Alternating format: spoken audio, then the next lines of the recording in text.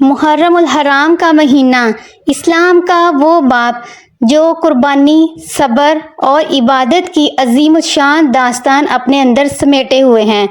لیکن کیا آپ جانتے ہیں کہ اس پورے مہینے میں 9 اور 10 محرم الحرام کی راتیں اور دن اللہ رب العزت کی رحمت کے کتنے بڑے دروازے کھلتے ہیں؟ یہ وہ دن ہے جس میں مانگی گئی دعائیں کبھی رد نہیں ہوتی۔ یہ وہ راتیں ہیں جس میں سچے دل سے کی گئی استغفار تقدیر بدل دیتی ہے۔ آج کی اس ویڈیو میں ہم آپ کو 9 اور 10 محرم کا وہ خاص آزمودہ وظیفہ بتانے جا رہے ہیں جس کی برکت سے انشاءاللہ آپ کی ہر جائز حاجت پوری ہوگی، رزق کی تنگی ختم ہوگی اور سال بھر کے گناہ معاف ہو جائیں گے۔ ویڈیو کو آخر تک لازمی دیکھیے گا کیونکہ اس عمل کی اجازت عام ہے۔ ناظرین، وظیفہ جاننے سے پہلے ان دنوں کی فضیلت کو سمجھنا بہت ضروری ہے۔ رسول پاک صلی اللہ علیہ وآلہ وسلم نے ارشاد فرمایا کہ عاشوراء یعنی کہ 10 محرم کے دن کا روزہ اللہ کے ہاں امید ہے کہ پچھلے 1 سال کے گناہوں کا کفارہ بن جاتا ہے، اور آپ صلی اللہ علیہ وآلہ وسلم نے یہ بھی فرمایا تھا کہ اگر میں اگلے سال زندہ رہا تو 10 کے ساتھ 9 محرم کا روزہ بھی رکھوں گا۔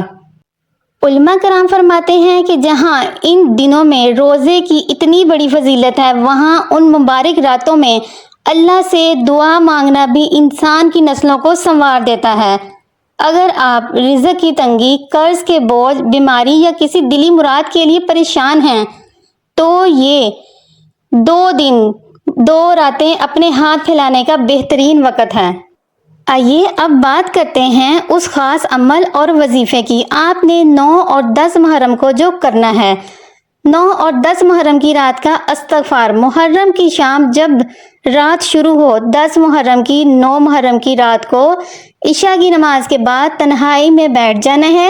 سب سے پہلے 11 مرتبہ درود پاک پڑھیے، اس کے بعد 313 مرتبہ یہ تسبیح پڑھیے، استغفر اللہ ربی من کل ذنب واتوب الیہ، اور آخر میں 11 مرتبہ درود پاک پڑھیے۔ یہ عمل آپ کے گناہوں کو مٹا کر دعا کی قبولیت کا راستہ صاف کرتا ہے۔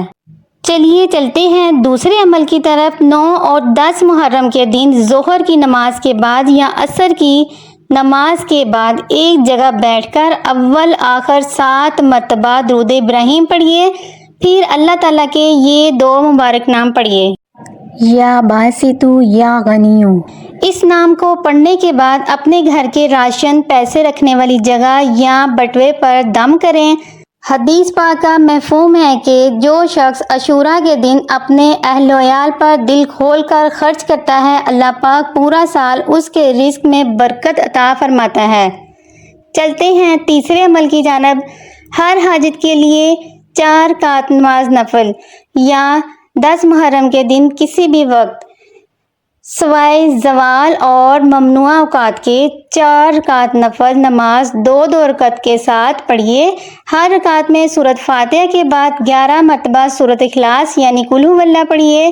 نماز سے فارغ ہو کر سجدے میں جا کر اپنی حاجت کے لیے رو کر اللہ تعالیٰ سے دعا کریے۔ اللہ پاک سے دعا ہے کہ اس مبارک مہینے اور عظیم دنوں کے صدقے جتنے بھی لوگ اس وقت پریشان ہیں ان کی پریشانیاں دور فرما۔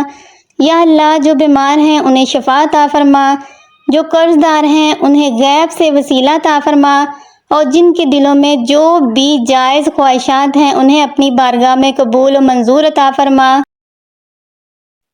ناظرین، کمنٹ میں آمین ضرور لکھیے گا، کیا معلوم کس کی زبان سے نکلا ہوا آمین کسی کی تقدیر بدل دے۔